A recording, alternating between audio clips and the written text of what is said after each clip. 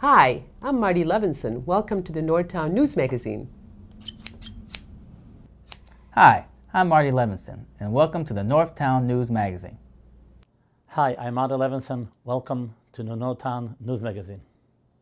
Hi, Marty. I am the real Marty Levinson, and I am going to cut the Cook County budget. Come on, baby, don't you wanna go? Come on, baby, don't you wanna go? Back to that lemon line. Hi there, I'm Marty Levinson. Welcome to the Northtown News Magazine with the greatest cameraman around, Sonny Hirsch, and your host, Avi Myers. Avi Myers, Northtown Neighborhood News Magazine. Thank you so much, Marty. Welcome, everybody. Check us out on the web, ntnm.org, where at last look, over 85,000 of you have watched shows on YouTube. Thank you so much. We're real big on community policing here.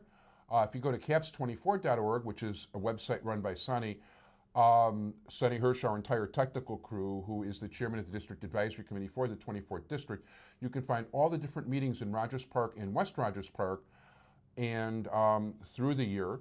And we urge you to check it out. And by the way, that's not, go to your CAPS meetings. You can find the meetings there. The best way to communicate with the police is face-to-face. We have a brand new guest for you. We like introducing you people to organizations. We got to meet people, Julio from the Lakeside Development Corporation at National Night Out. But here is the chief cook and bottle washer for the Lakeside Development Corporation, Brian White. Brian, how you doing? Good. Nice to meet you. Nice to see you. My pleasure. And first time we're officially meeting anyway. Right. Tell us about the Lakeside Development Corporation. Sure. Lakeside CDC is a nonprofit housing organization. It's located here in Rogers Park and serves the greater upper northeast side of the city. So where are you located? We're located at 1652 West Wallen, which is just north of Devon and basically at the intersection of Wallen and Clark near Sullivan High School. Oh, okay. And our organization is a comprehensive housing organization that provides counseling services, participates in real estate development activities, and is involved in community-based affordable housing advocacy.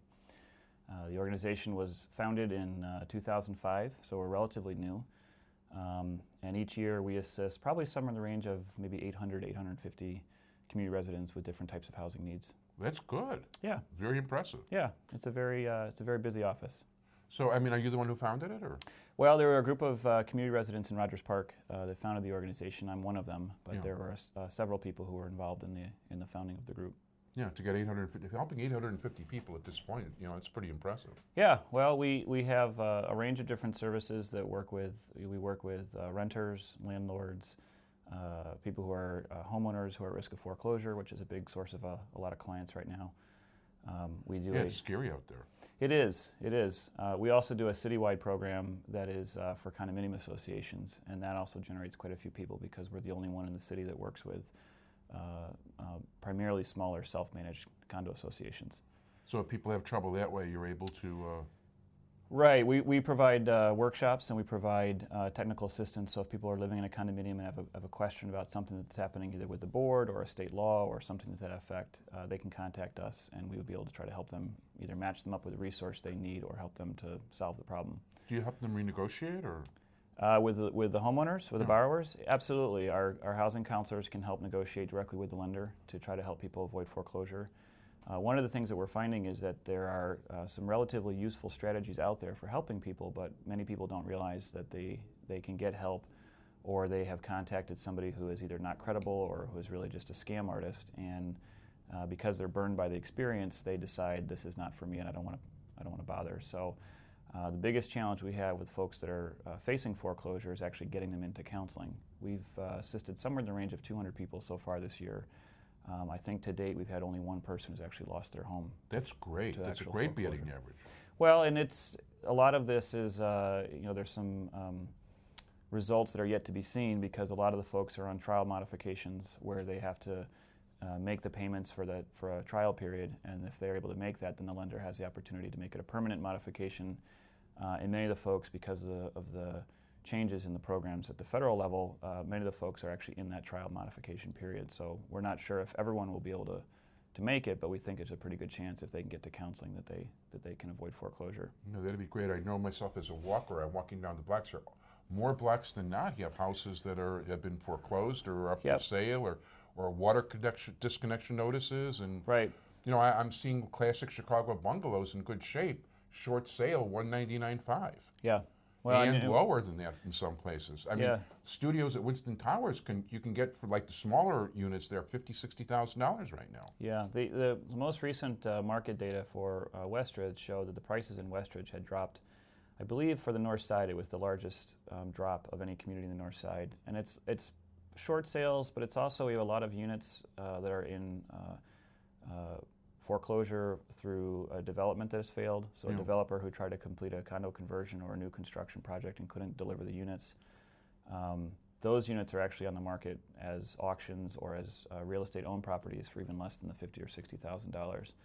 So if a person is able to get mortgage financing, it's actually a fantastic time to buy. But one of the things we're concerned about is that with so many properties in the marketplace and so many of them that are in relative states of disrepair or have not been maintained over the last several months, people who are looking to buy property need to be very careful about what they're buying and make sure they That's get a good point. That's a very good point. Good disclosures, good inspections, and so on and so forth, because we're really concerned that a lot of people are going to end up buying properties now and then find out that what they bought was a real nightmare, and now they're stuck with it. And by the same token, I know the two people that are older that want to downsize because they don't need a large. I know two people with corner houses within a few blocks of here. And I mean, stuff that before everything went kaflooey would have had stuff worth over 4. Highest bid for either is 2. Yeah, it's really nobody's really, to my knowledge, people are not out paying market rate prices for anything right now. No, so not if even you're close. if you're trying to sell just because you think it's a good time to sell, it's probably actually not a good time to sell. It's better to wait until the market has a chance Definitely to recover a better little to bit. wait, and I'm just really grateful right now I don't have a mortgage. So Yeah, well, and it is really I mean, we should make light of it. It is a real challenge for people. And the other thing that we're finding is, especially for homeowners who are living in condominium associations or townhome associations, the impact that a foreclosure has on them is pretty serious, because now the cost of maintaining the property has to be taken up by the remaining property owners. One of the things we're trying to do to counsel the people in those associations is to really work with us to prevent the foreclosures, because if the condo association prevents the foreclosure by helping the homeowner get to counseling and so on and so forth, they actually have a better chance of recovering their assessments, and the financial impact of the foreclosure or the property that sells at short sale or auction is actually much more serious than the lost assessments, which might be several $100s. I was listening to some people talk the other day about the Winston Towers thing, and they were saying that one of the reasons it's going so cheaply is because the assessments there are so high. People are paying $600 a month there. Right. And somebody was telling me $350 about another place, and that's on top of real estate tax and whatever else. Right, and some of these properties are also going to likely to have special assessments to cover capital construction costs, capital improvement costs. And so if a person was looking to buy a unit and they can, the unit's selling for $40,000 and the assessments are $300, they're also going to want to really be careful at looking at the financial statements of the association and finding out from the minutes of the association, are there any special assessments coming down the line? Because they may, buy a unit and close November 1st, and then December 1st the board says, hey, we have a special assessment coming, it's going to be an additional $400 a month.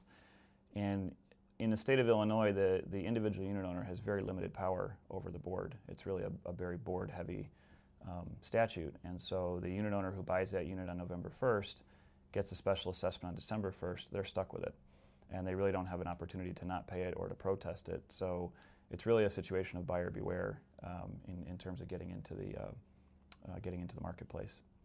Yeah, it definitely sounds scary, but there's a lot of pitfalls. If people want to contact you or your organization? Sure. We have a website that's at lakesidecdc.org. Oh, and I should point out for my station, you are Illinois 501c3. We are a 501c3. We are also HUD certified, which means that we are able to issue certificates for things like reverse mortgages. If you have a senior who's looking at a reverse mortgage, they would contact us for counseling. People who need to qualify for different loan modification programs where they're required to get have counseling sessions ahead of time, we can support that. Our website is lakesidecdc.org. And lakesidecdc.org. Right, like Charlie, David, Charlie. And our phone number is 773-381-5253. Repeat, please. 773-381-5253. I should also point out that we do have a fully bilingual staff, so we're able to work with people who speak English and Spanish very easily. What about the other 84 languages in this neighborhood? Well, for that, we actually, in all seriousness, sorry.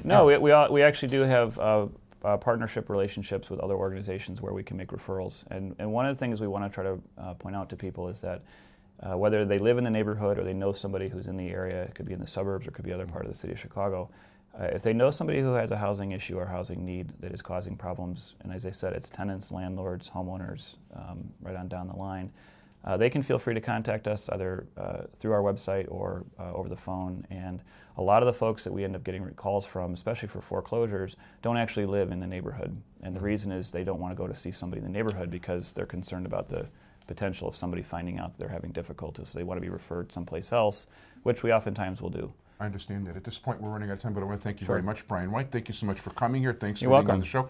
I want to wish you a lot of luck with Thank you. LakesideCDC.org. And thank you so much. Great. Thank you.